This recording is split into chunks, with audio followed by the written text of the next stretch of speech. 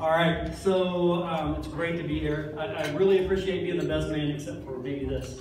I did tell Derrick, set some expectations here. I did tell Derrick that after those vows and the dance and the singing, this is not going to live up to it.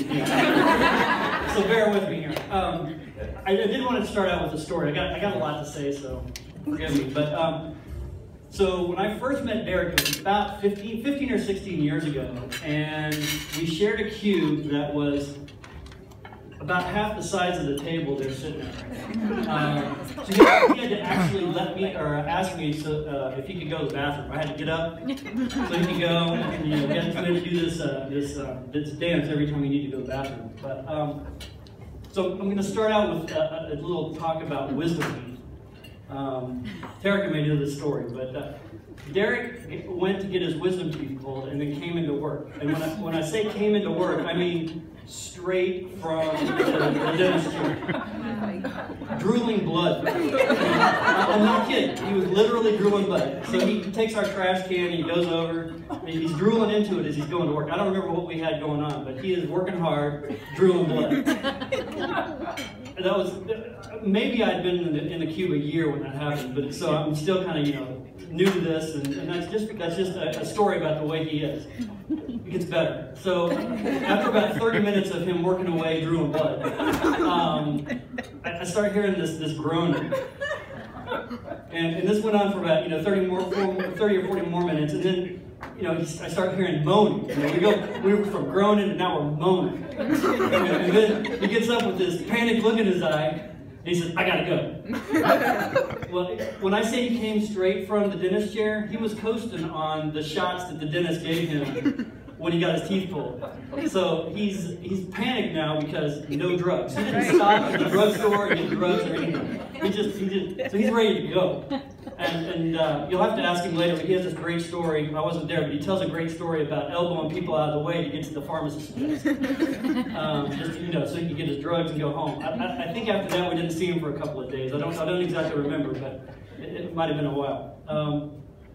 So I just want to talk a little bit about the character of this man, and there's several things that I can think of that you can use to measure the character of someone. And I know a lot of you don't know Derrick, and I can assure you that just let me go with this. So the first way you can tell is by the way he treats animals. So Derrick and I shared a dog for 9 years. I was Henry's owner. But Derrick was Henry's best friend. So when Jen and I would go out of town, Derrick would take care of Henry, and Henry would go to Camp Derrick, eat Long John Silver's, and go on long walks, and chase a ball till he couldn't walk anymore.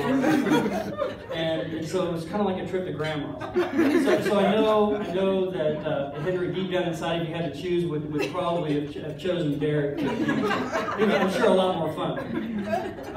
And it's a little sad, but when it's Henry's time to go, Derrick sat down beside me and at the vet's. Henry's laying across our lap, and the two of us are just bawling our eyes out. Henry laid there across our laps and breathed his last, and it was a sad moment, but at the same time a great moment to spend with Derrick, and it's something we'll share forever. I mean, that dog was great. So anyway, the next way you can tell the character of a man is by his children. And Taylor and Sydney have grown up to be wonderful, smart, kind, just great young adults. And it's great to see. Every time I see them, I'm like, wow. They're just great. And Derrick's justifiably proud of those kids, and it's for good reason. I mean, they're just great.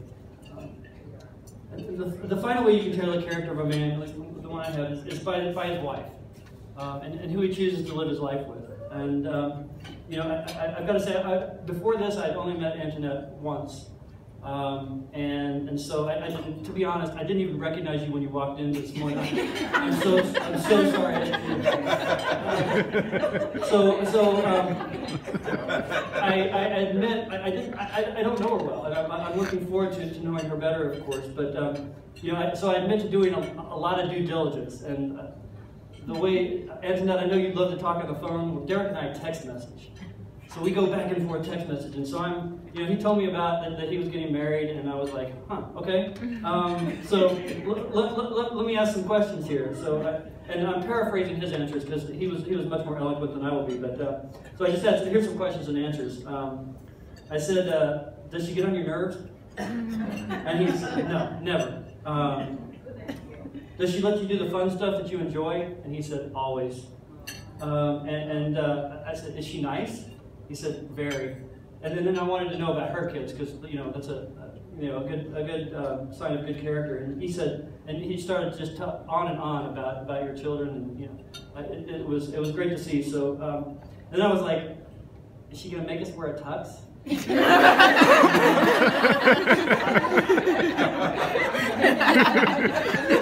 had to let that one slide.